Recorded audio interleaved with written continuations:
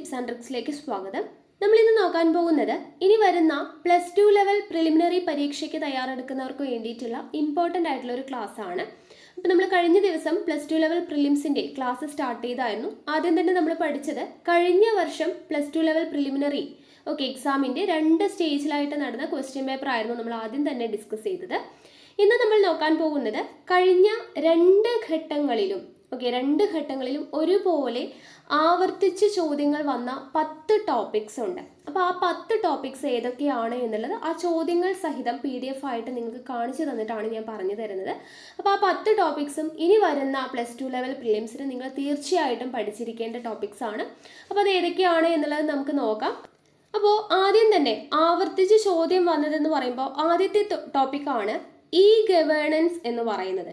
ഗവേണൻസിനെ കുറിച്ച് കഴിഞ്ഞ +2 ലെവൽ പ്രിലിംസിന് 2 ഘട്ടത്തിലും ചോദ്യം വന്നായിരുന്നു. അപ്പോൾ നമുക്ക് ചോദ്യം നോക്കാം. ആദ്യ ഘട്ടത്തിൽ ചോദിച്ചത് ഗവേണൻസിലൂടെ ഗവൺമെന്റ് നൽകുന്ന സേവനങ്ങൾ ജനങ്ങൾക്ക് പ്രയോജനപ്പെടുത്തുന്നതിനായി രൂപം നൽകിയിട്ടുള്ള സംരംഭം ഏതാണ് എന്നുള്ളതാണ്. അപ്പോൾ ഏതാണ്? അക്ഷയ കേന്ദ്രമാണ്. ഗവേണൻസിലൂടെ ഗവൺമെന്റ് നൽകുന്ന സേവനങ്ങൾ ജനങ്ങൾക്ക് പ്രയോജനപ്പെടുത്തുന്നതിനായി രൂപം നൽകിയിട്ടുള്ള സംരംഭം അക്ഷയ കേന്ദ്രം. രണ്ടാം ഘട്ടത്തിൽ ചോദിച്ച ചോദ്യം ഇലക്ട്രോണിക് സാങ്കേതിക വിദ്യയുടെ ഭരണരംഗത്തെ ഉപയോഗം അറിയപ്പെടുന്നത് എന്താണ്? ഗവേണൻസ് എന്നുള്ളതാണ്. അപ്പോൾ 2 ഘട്ടങ്ങളിലായിട്ട് 2 ചോദ്യം നമുക്ക് ഗവേണൻസിനെ കുറിച്ച് കിട്ടിയിട്ടുണ്ട്. അപ്പോൾ എന്താണ് ഗവേണൻസ് എന്ന് പറയുന്ന ടോപ്പിക്ക് വളരെയധികം ഇമ്പോർട്ടൻ്റ് ആണ്. ഇനി അടുത്ത ടോപ്പിക്ക് നോക്കാം. നമ്മൾ പറയുന്ന ടോപ്പിക്സ് നിങ്ങൾ എഴുതി വെക്കുക കേട്ടോ. അടുത്ത ടോപ്പിക് എന്ന് പറയുന്നത് വിപ്ലവങ്ങളാണ്. വിപ്ലവങ്ങളെ കുറിച്ച് ചോദിച്ചിട്ടുണ്ടായിരുന്നു.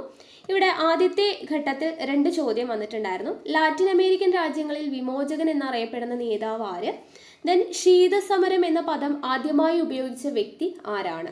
ലാറ്റിൻ അമേരിക്കൻ രാജ്യങ്ങളിൽ വിമോചകൻ എന്നറിയപ്പെടുന്നത് സൈമൺ ബൊളിവർ ആണ്. ശീതസമരം എന്ന പദം ആദ്യമായി ഉപയോഗിച്ച വ്യക്തി ബെർണാഡ് ബറൂച്ച് ആണ്. ഇത് രണ്ടും SCRTയിൽ നിന്നുള്ള ചോദ്യമാണ്.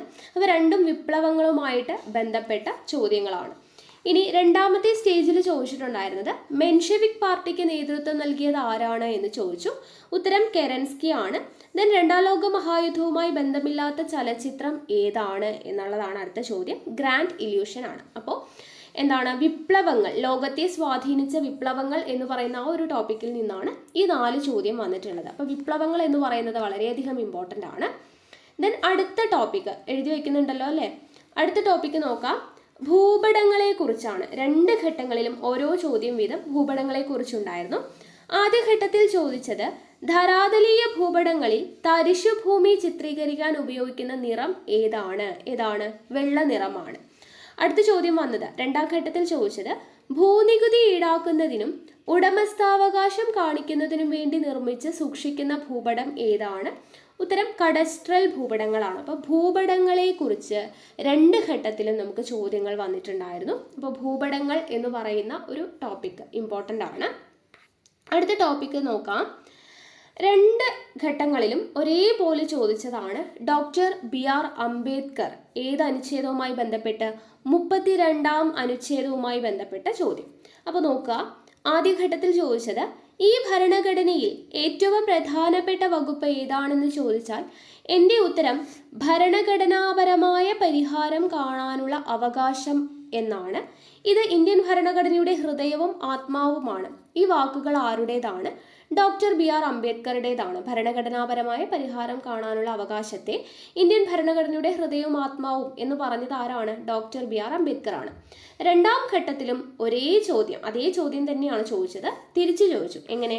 ഇന്ത്യൻ ഭരണഘടനയിലെ ഏതു വകുപ്പിനെയാണ് ഇന്ത്യൻ ഭരണഘടനയുടെ ഹൃദയവും ആത്മാവും എന്ന് ഡോക്ടർ BR അംബേദ്കർ വിശേഷിപ്പിച്ചത്? ഏത് അനുച്ഛേദമാണ്? ആർട്ടിക്കിൾ 32 ആണ്. അപ്പോൾ ഒരേ ചോദ്യം തന്നെ നമുക്ക് റിപ്പീറ്റ് ചെയ്ത് ചോദിച്ചിട്ടുണ്ടായിരുന്നു. അപ്പോൾ ആ ഒരു ഭാഗം വളരെയധികം ഇമ്പോർട്ടൻ്റ് ആണ്. ദെൻ അടുത്ത ടോപ്പിക് എന്ന് പറയുന്നത് വൃക്കയാണ്. വൃക്കയെക്കുറിച്ച് ആദ്യ ഘട്ടത്തിൽ ചോദിച്ചത് നോക്കാം. വൃക്കയുടെ ഏതു ഭാഗത്താണ് അതിസൂക്ഷ്മ അരിപ്പകൾ കാണപ്പെടുന്നത്? ഏതു ഭാഗത്താണ്? കോർട്ടെക്സിലാണ് അരിപ്പകൾ കാണപ്പെടുന്നത്. 2ാം ഘട്ടത്തിൽ ചോദിച്ചത് ആദ്യ വൃക്കമാറ്റ ശസ്ത്രക്രിയ നടത്തിയത് ആരാണ്? ആ ക്വസ്റ്റ്യൻ PSC ഡിലീറ്റ് ചെയ്തായിരുന്നു. എങ്കിലും വൃക്കയെക്കുറിച്ച് നമുക്ക് 2 ചോദ്യങ്ങളാണ് PSC ചോദിച്ചിട്ടുണ്ടായിരുന്നത്. ഓക്കെ, അപ്പോൾ വൃക്ക എന്ന് പറയുന്ന ടോപ്പിക് ഇമ്പോർട്ടൻ്റ് ആണ്. അടുത്ത ടോപ്പിക്കാണ് സബ്ഷെൽ ഇലക്ട്രോൺ വിന്യാസവുമായി റിലേറ്റ് ചെയ്തിട്ടുള്ള ചോദ്യമാണ്. ആദ്യഘട്ടത്തിൽ ചോദിച്ചത് താഴെ കൊടുത്തിരിക്കുന്നവയിൽ ഓക്സിജന്റെ സബ്ഷെൽ ഇലക്ട്രോൺ വിന്യാസം ഏത് എന്നുള്ളതാണ്. ഉത്തരം 1s2, 2s2, 2p4 എന്നുള്ളതാണ്. അടുത്ത ഘട്ടത്തിൽ ചോദിച്ചത് ആറ്റത്തിന്റെ സബ്ഷെല്ലുകൾ ആകാൻ സാധ്യതയില്ലാത്തത് ഏതാണ് എന്നുള്ളതാണ്. ഉത്തരം ഓപ്ഷൻ ഡി 3f ആയിരുന്നു. അപ്പോൾ സബ്ഷെൽ ഇലക്ട്രോൺ വിന്യാസം എന്ന് പറയുന്നത് വളരെയധികം ഇമ്പോർട്ടൻ്റ് ആണ്. രണ്ട് ഘട്ടത്തിലും നമുക്ക് ചോദ്യങ്ങൾ വന്നിട്ടുണ്ടായിരുന്നു. ഇനി അടുത്തത് നോക്കുക.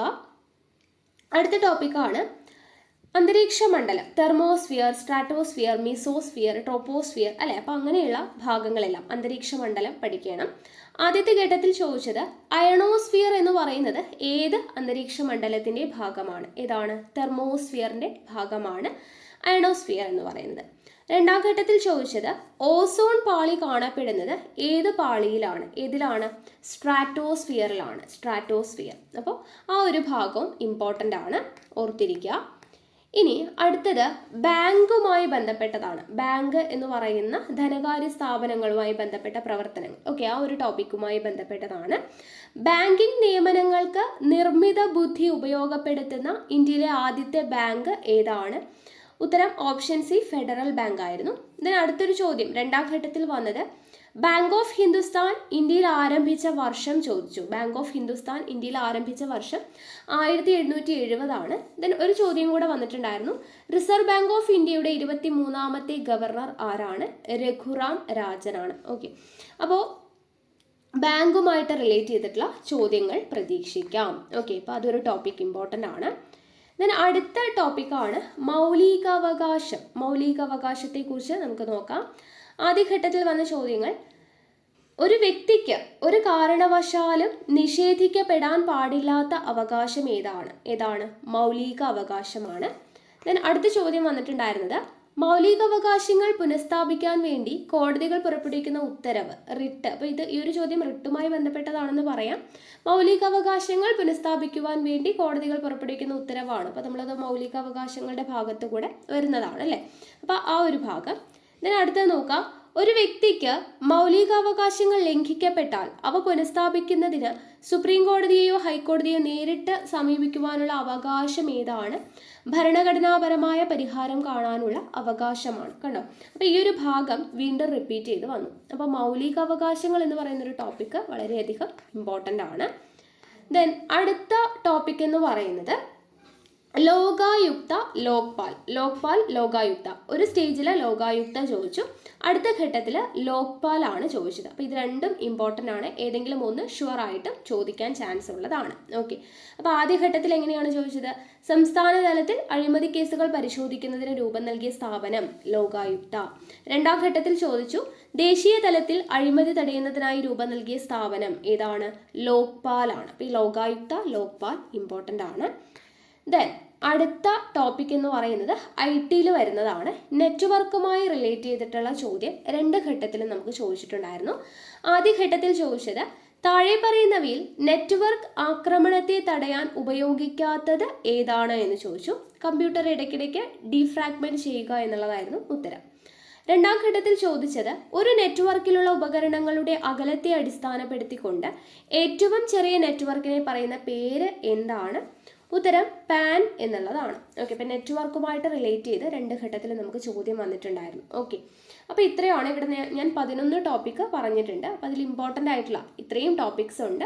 അപ്പോൾ ഈ എല്ലാ ടോപ്പിക്സും വളരെയധികം ഇമ്പോർട്ടൻ്റ് ആണ്. ഇനി വരുന്ന +2 ലെവൽ പ്രിലിംസിൽ നിങ്ങൾ തീർച്ചയായും പഠിച്ചിരിക്കേണ്ട 10-11 ടോപ്പിക്സ് ആണ്. അപ്പോൾ ഈ ടോപ്പിക്സ് ഉൾപ്പെടുത്തിയിട്ടുള്ള ക്ലാസ് നമ്മൾ ഇതിന് മുന്നേ 10th ലെവൽ പ്രിലിംസിന് ഇതുപോലെ തന്നെ നമ്മൾ എല്ലാ ഘട്ടങ്ങളിലും റിപ്പീറ്റ് ചെയ്ത് ചോദിച്ച ടോപ്പിക്സ് എന്നൊക്കെ പറഞ്ഞ് ഒത്തിരി വീഡിയോസ് ചെയ്തിട്ടുണ്ടായിരുന്നു.